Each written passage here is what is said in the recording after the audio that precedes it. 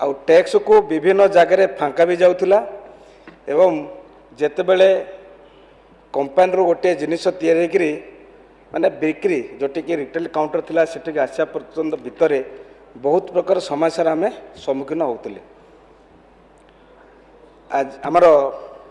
विधायक महोदय कहते कलिकेश बाबू आपण जानिथिबे जेतेबेले संसद रे या उपरे डिस्कशन होतिला माने आपनठू आमे कई अधिका जानि नथिबु तेणु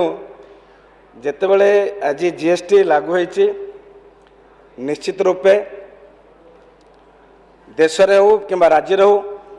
जो डेवलपमेंट वर्क आज आमे देखि पारुचंती कहीं ना जेतेबेले से कहते छोट छोट बेपारी माने विभिन्न प्रकार समस्यार सम्मुखीन होती।